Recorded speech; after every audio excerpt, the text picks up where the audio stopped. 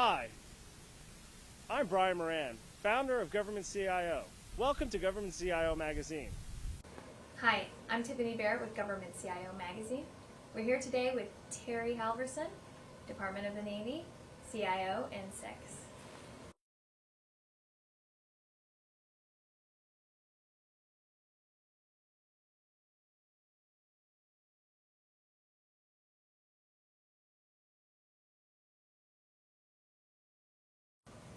I don't think you could say there was a single IT initiative, and I think you'd have to take a look at the different positives. From an overall, I think, performance and giving us the opportunity to do even better IT services, I think the next generation initiative that's going to replace the Navy Marine Corps Internet is probably the one we're most focused on.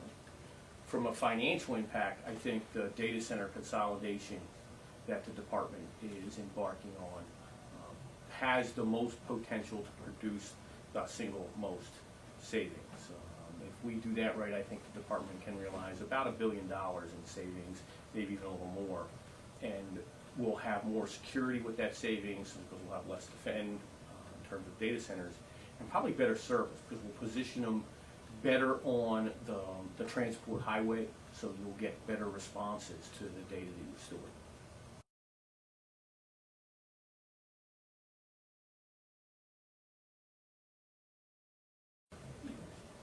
I don't know that we've got unique challenges. We have some unique areas of concern, a higher degree than, say, some of the other services because of our mission. I think that would be bandwidth management and expeditionary communications. Because both the Marine Corps and the Navy mobile in different ways, we have to pick up our IT and move it a lot. At sea we have, and when the Marines are in a expeditionary manner, we do have the bandwidth issues. You just can't move that much bandwidth around. So how you manage bandwidth and how it forces us to set priorities on what we're going to use, I think that will start applying ashore. You can't keep buying unlimited bandwidth. It is expensive. So at a certain point, and we're, I think, in the dawn getting close to that, we're going to have to look at how we structure our ashore bandwidth priorities so that we meet all of, not just the missions, but all of the intents. The Department of Navy and the two services have been very much leading the way in saying we want our sailors, Marines, and civilians to have access to the internet at work. So how do we keep managing that and being able to do the mission? I think we face all of the same challenges that everyone else does. I am often kind of remarkable that when I go out to industry, and I spend a lot of time with industry and other services, the challenges across for all the CIOs are very similar. I mean, everybody's facing diminishing resources. We're facing the constant pressure of mobility, particularly from customers, and they want the latest and greatest devices. The Department of Defense maybe has more pressure on that because we do have extra security concerns that the private sector maybe doesn't have to the level we do. So I think the challenges are consistent. The level we face them may be a little different in some areas inside the Navy.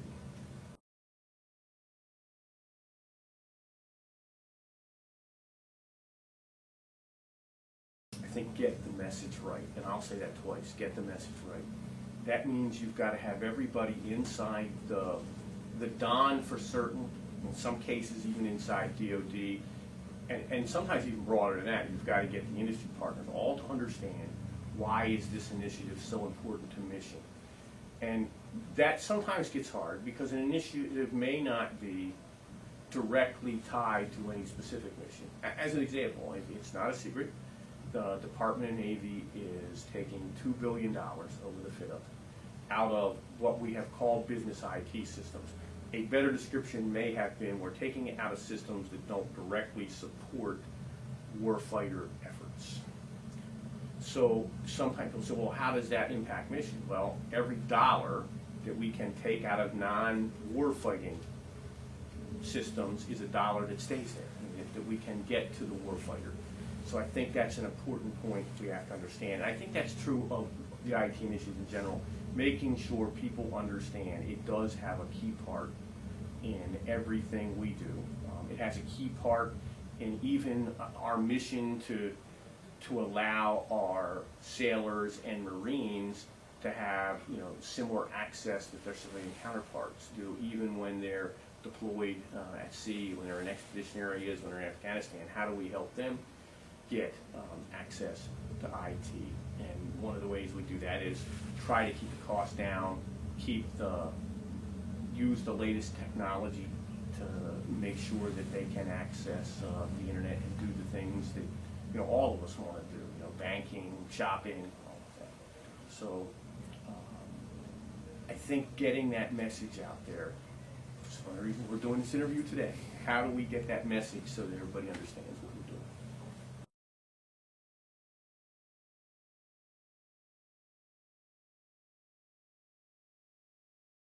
doing? Not just shipboard, but as I mentioned in the earlier question, I think because of our mission and the Marine and Navy missions, the shipboard and the expeditionary, managing bandwidth and managing in general IT assets, because you're going to have less of them than places that are predominantly shore-based. You can only get so much in a Marine expeditionary unit. It's lightweight, it has to move fast, it has to be self-contained, and a ship is physically constrained to what you can put on it. So I think we have learned a lot about how to manage and do a wide breadth of IT services with the limited amount of resources that we can bring to the table, and that's probably the single biggest thing we can learn from our mission environments.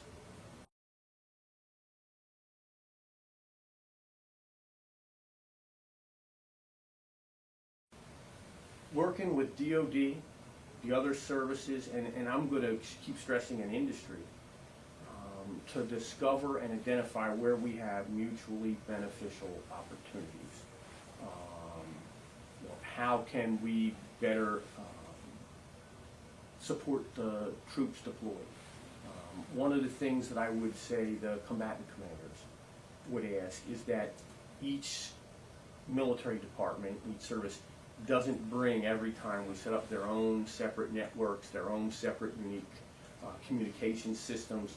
So how do we work their services so that we each get to meet our mission intents, we get to use the equipment we've invested in, but we use it in a way based on standards that everybody can take advantage of that, and we're not forcing the combatant or mission commander to make a choice that says, oh, if I do this, I have to use this system, or I have to use that system.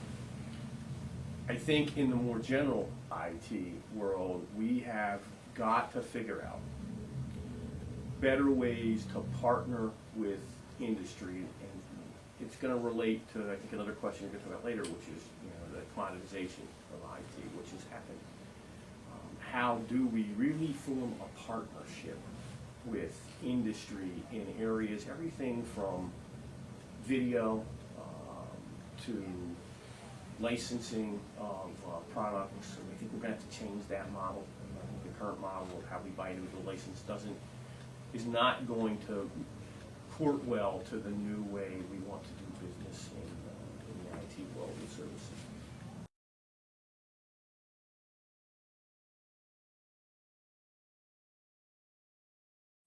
Yeah, I think it's already having it. I mean, one of the things that I would tell you is we are commoditized in many areas. Everything from the applications we use.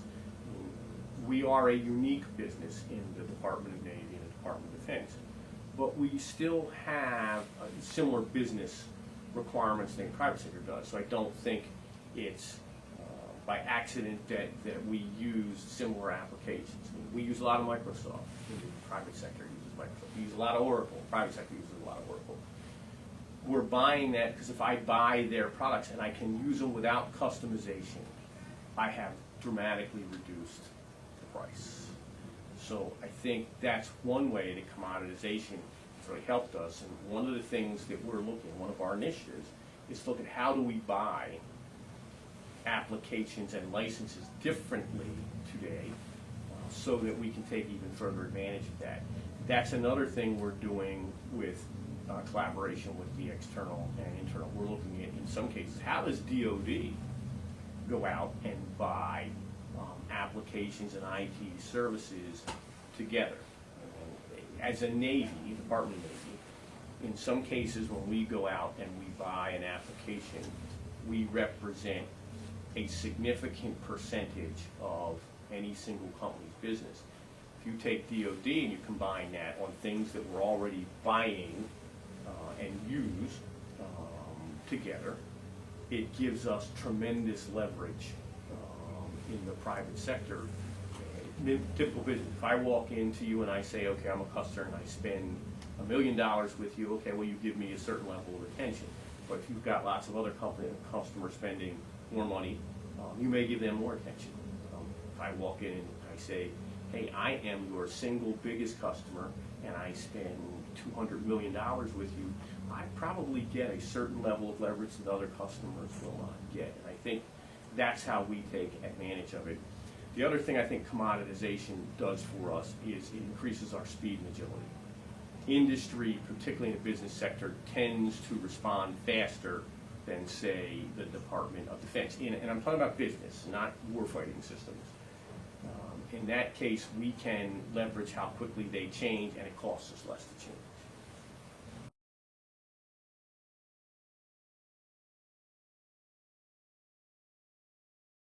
Knowledge moves a lot faster.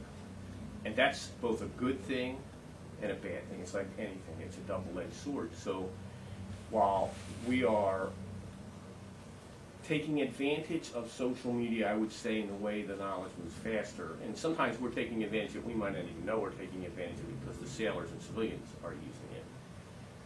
The fact that that knowledge moves faster means you have less time to react to it.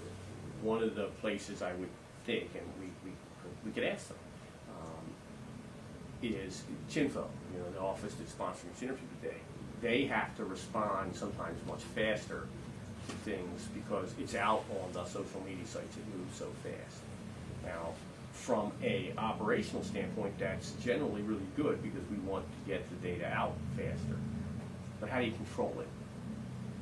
There is an element that you have to have in our business inside the DON of control of the information, particularly if it's operational related. So how are we going to harness that? One of the things that I would say today, social media today truly has been in the social environment, private environment, or the consumer environment. You're now beginning to see, I think, industry, companies like Google, Microsoft, others, take a look at how do you take the social media, which was predominantly set up to be a consumer-driven service, and make it a business enterprise service.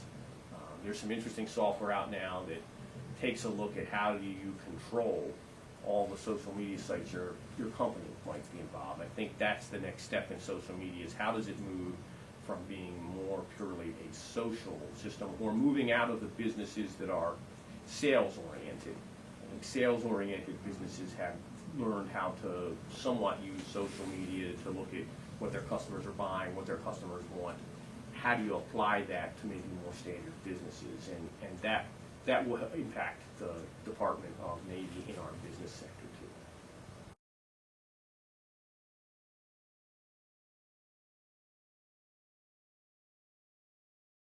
This is an interesting question, and I'm going to give you my opinion, which may not be always shared. I think in cyber it is a lot less about the technical innovations and a lot more about how we innovate both the processes and organizations that do cyber defense. How do we restructure our processes to take advantage of some of the technologies that exist better? How do we take advantage of the speed at which communications can move? And I think right now that's more about changing the processes and the organizational structure than it is about bringing in a lot of new technology. This is a new business field, and it's a new combat field. And people say, well, it's been around a long time, not relative to how long everything else has been around. I maybe, again, I'm wrong, but I look at the cyber defense and the cyber business in general, not just defense. Cyber is a new area. It's kind of like we're at the same spot when we started aviation or we started nuclear power. It is new, a lot of lessons to learn, how to apply the technology in effective and efficient ways, how you restructure your organizations to do that. That's where we're at with cyber risk. I think the first thing you want to get right is your processes and your organizational structure.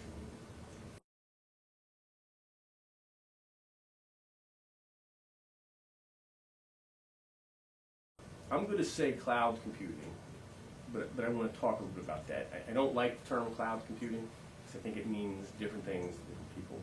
What I'd say is how we look at making our data more accessible and mobile. I think we're going to have a new storage model. I think that storage model will leverage, in some cases, the commercial sector. I think that's another area where even in terms of classified data, we can partner with the other services to get a structure that will allow us to get to our data quicker, make it more secure, and make it cost less. And I think that's all the things that we have to do right now. I mean, we are in a fiscal environment that's challenging.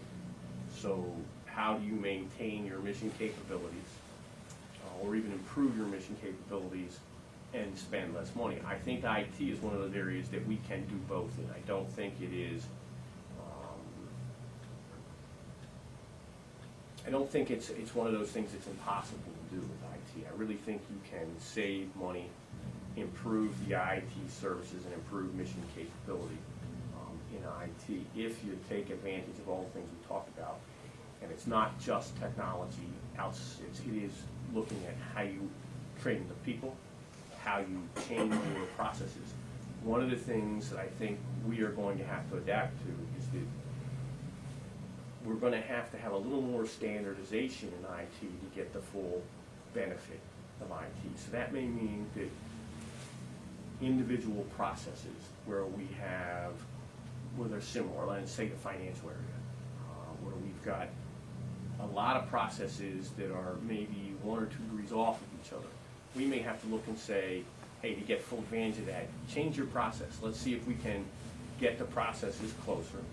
See if we can make the organizational structure align better with those processes and keep the IT more standardized to drive not just the price down, but when we can keep IT more standardized, we tend to remove complexity from the network, we tend to move some of the security problems from the network, and we can move the data faster. And I do think data faster is going to be a key. And then in the way out years, and I say way out years in IT, that's probably 10 years, the thing that I think you're going to see, I think you're going to see email go away. I think you'll see another type of e-message traffic that uses video more so that you get the full impact, you get all senses. You'll be able to, I think, using less bandwidth than it takes today, click on an email icon or something like that, and it'll bring up the face of the person, or maybe even an actual connection where you have a dialogue. And even if that person's not available, you'll basically do an e-message that when they click on it, they'll see you, they'll be able to hear see your expressions. I think that is going to be part of the future. It will be much more video integrated with the rest of our communications.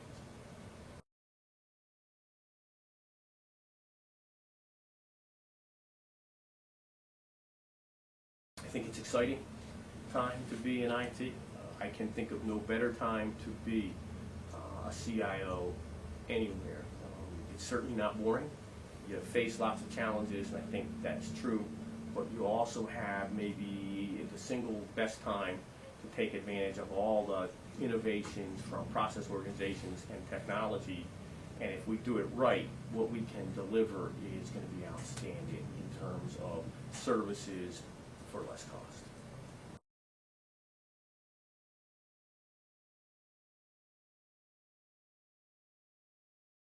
I think in the IT business, it has to get better. And I think that's both on the government and industry side. As we have talked about commoditization, we are tied to industry, maybe more so than other areas in our IT businesses and our IT business systems. I think the current financial position makes it imperative that we really do partner with industry. We understand that they're in business to make money, but to deliver a good service. I don't think industry's out there in most cases saying, hey, money is our only issue we worry about. I think it's certainly a big issue for them. It's about their bottom line, but I think most times they want to do good service.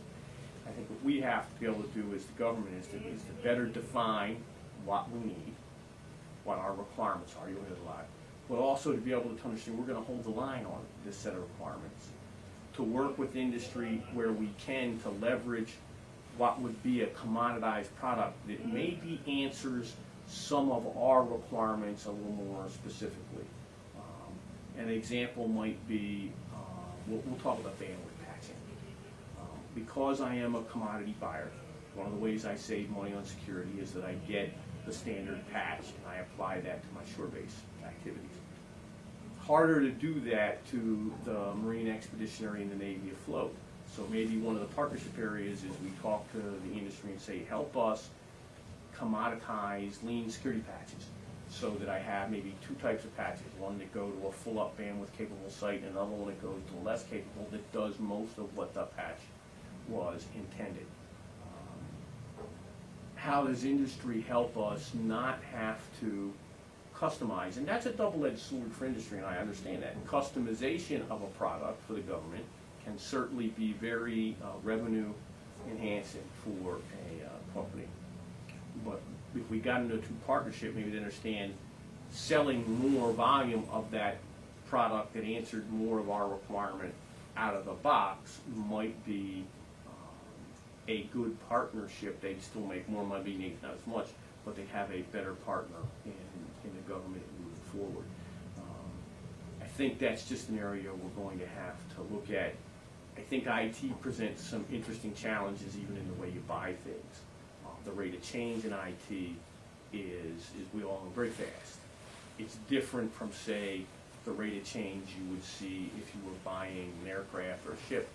And there's lots of people looking at how do you modify a very good acquisition system to maybe better react to IT, and how do we partner with industry to do that, even in just the process of acquiring IT products and services. I think is something that we can have a great conversation on in the coming years, that if we get it right, could really add to the success of both the DOD at large, and to the industry marketers that are trying to sell us the products.